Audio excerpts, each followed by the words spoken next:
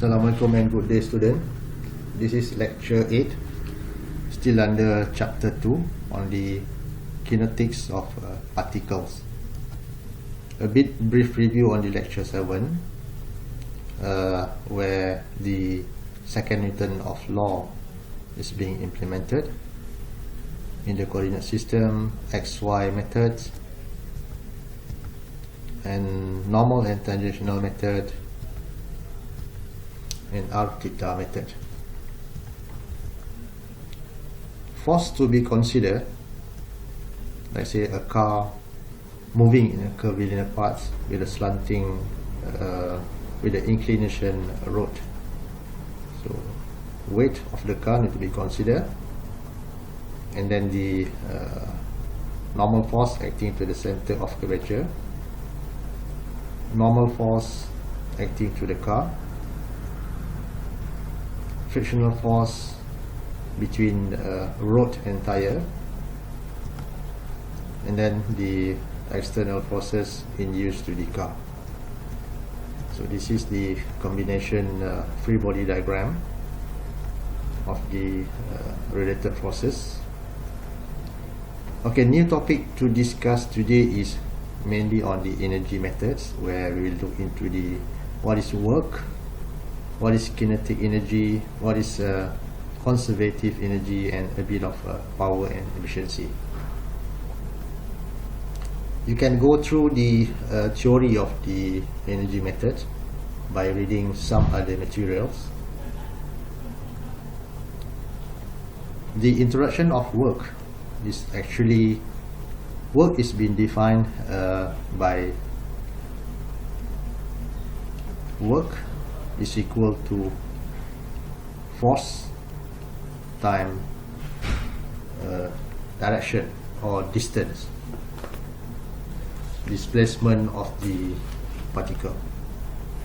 So work is equal to force time displacement. Take a consideration of this particle. The green particle is subjected to external forces with a degree of theta.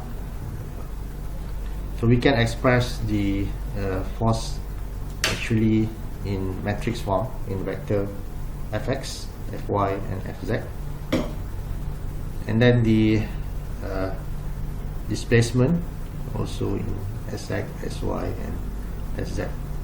So basically the work done to the particle is the external force times the displacement of at x direction plus at y direction plus at z direction. So this is the unit of work in Newton meter or joule. Work in curvilinear. So we know that this is a particle moving in a curvilinear path. So according to previous equation, so the work is actually small amount of work is actually force times the vector position vector. In scalar form, ds is being implemented, so actually it's a magnitude of dr. So we can consider that work is actually force cos theta times the ds, the displacement. So this is the force because this is the direction of the particle. If, like say, this is the external force induced to the particle, since this is the direction of the particle, so we are taking Ft, which is the component of tangential of the external forces. So the idea is the work done to the particle is actually the integration of force at a tangential axis times the displacement from S1 to S2, from position S1 to position S2. If we are having a graph of displacement over tangential forces, so actually the area under the graph is representing the work done.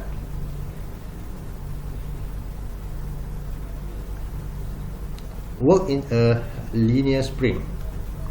So consider this is the spring attached.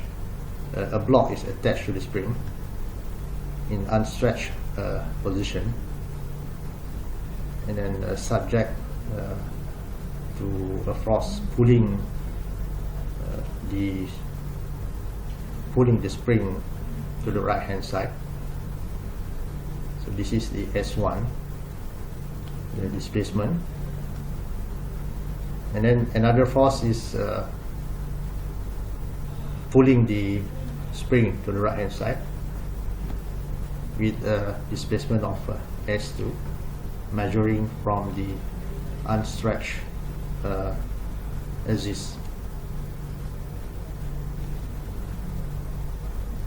So the force by the spring is actually on the opposite side of the direction of the movement of the particle. Particle is moving to the right, but spring force is acting to the left hand side. So this is a graph of displacement over forces of the spring, and then you know that F is equal to Ks, where K is the coefficient of stiffness of the spring. Work of a spring force. So you know that because of the direction of the spring is the forces of a spring is in the opposite direction of the movement of the particle, so negative value should be put there.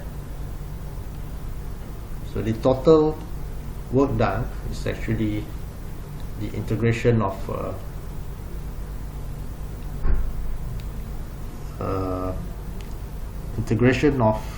S from S1 to S2.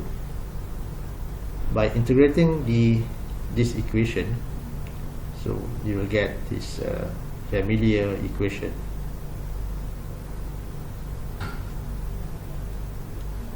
The work done of the body is always negative.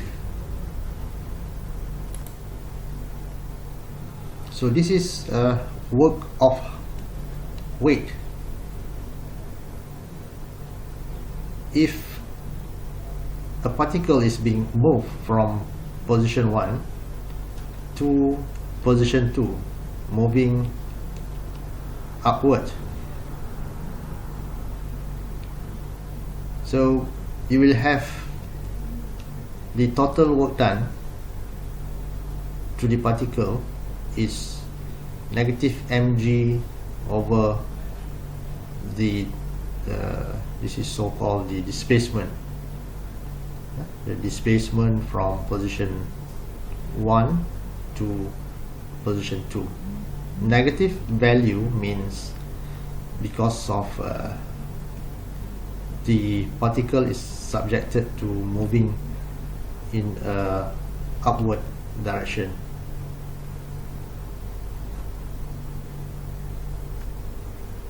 The example 1, we will look into it later in the tutorial video.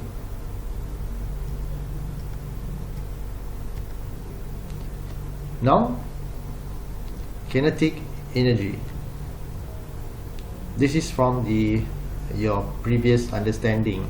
I believe in either in form 4 or form 5, in matrix, in STPM, and so on.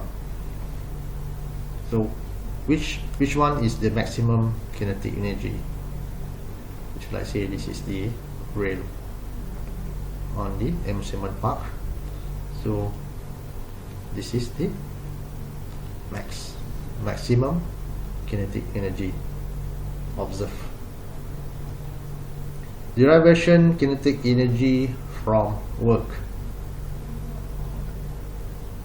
We know that work done is actually the integration of tangential force times the displacement of the particle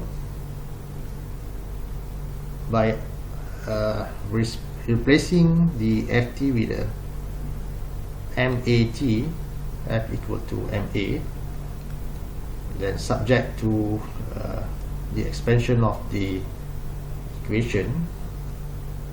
Later you will get into this equation. Then when you integrate this equation, and then you will find that the total work done by the external forces from 1 to 2 position is actually equal to half mv2 squared minus half mv1 squared. Also can be represented in the symbol of T2 minus T1. So this is the kinetic energy. Changing in kinetic energy.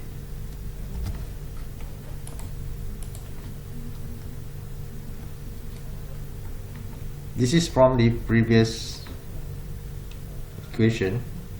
Total work done by external forces from 1 to 2 equal to kinetic energy of at position 2 minus kinetic energy at position 1. Kinetic energy at position 2 minus kinetic energy at position 1. So to simplify, so U1 to 2 is equal to T2 minus T1. We can rearrange back the equation according to this new equation, where kinetic energy at position 1 is actually plus kinetic energy at position 1 plus the total work done by external forces from position 1 to 2 is actually equal to kinetic energy at position 2.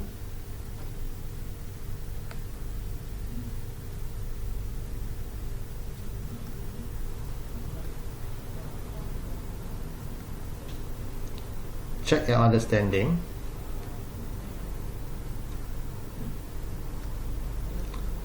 Potential energy.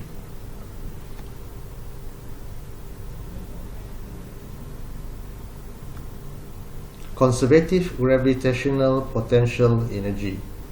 This is referring to the gravitational potential energy, where, let's say, this is the energy of gravitational. The gravitational potential energy is equal to mg h2 minus h1, or gravitational potential energy is actually equal to mg delta h. So delta H is the difference between H1 and H2. So this is actually a refresh back from your previous understanding of the gravitational potential energy. You can further understand your gravitational potential energy by looking into this picture below. Like say on top of the stairs, the particle is having potential energy of 50 joule, and then at the datum here the potential energy is 0 joule. This is the gravitational potential energy. So we are expecting, because this stairs is having 1, 2, 3, 4 steps. The top one is 5th. So we are expecting this one on the 4th one is 40 joule. This is 30 joule. This is 20 joule. This is 10 joule, and this is 0 joule.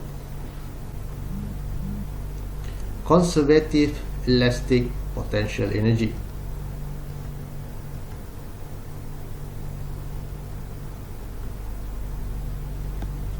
So this is actually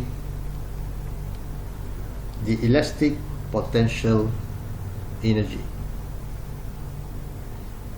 from the previous equation of spring. Non-conservative work and energy equation.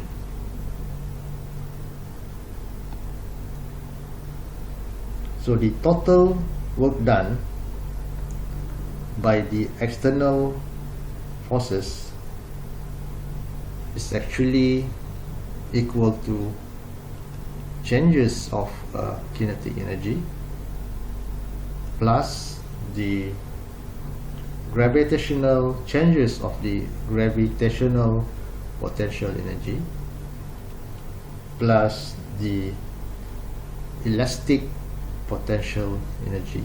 So this is elastic, is referring to the spring. This is G is gravity, and kinetic, gravity, and spring in the potential energy. So re-express the equation. So actually this is T1 kinetic energy at position 1 plus gravitational potential energy at 1 plus elastic potential energy at 1 plus total work done by the external forces, which is equal to kinetic energy at position 2 plus gravitational potential energy at 2 plus elastic potential energy at point 2.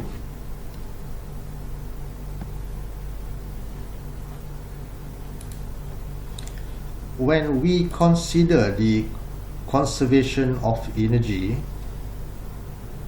from previous equation, when no external forces are applied to particle, so non-conservative work is not exist. So it is conservation energy exists, where external work is actually equal to 0.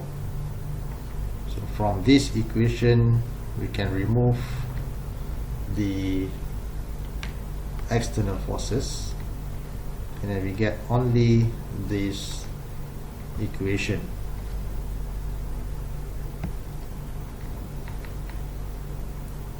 T and V is constant at point 1 and point 2.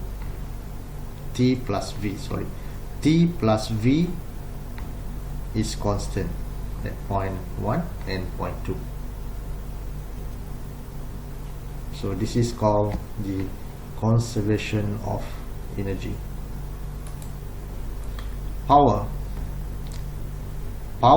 is the time rate of doing work. So power is actually the work done over the times taken to do the work.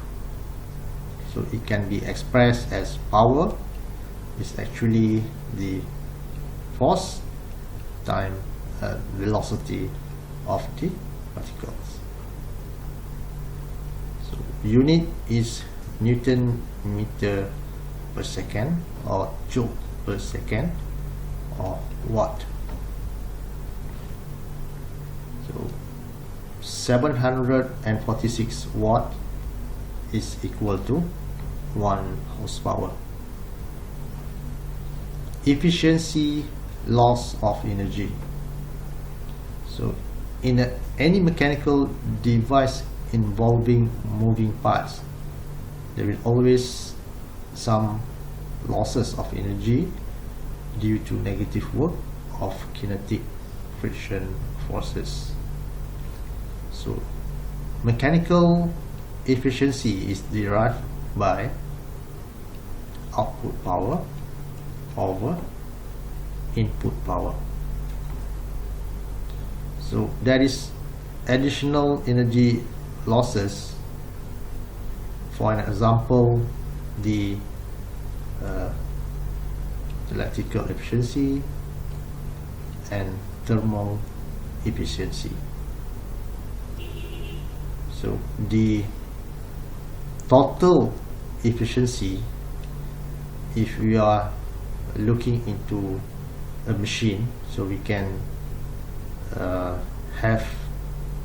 it is possible to derive the total efficiency is equal to mechanical efficiency times electrical efficiency times the thermal efficiency of the machine. Then only we will get the total efficiency.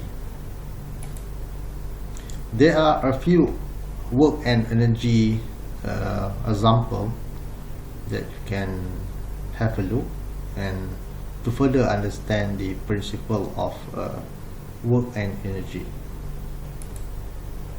While example 3 is the another example of conservative of energy being applied to solve the problems.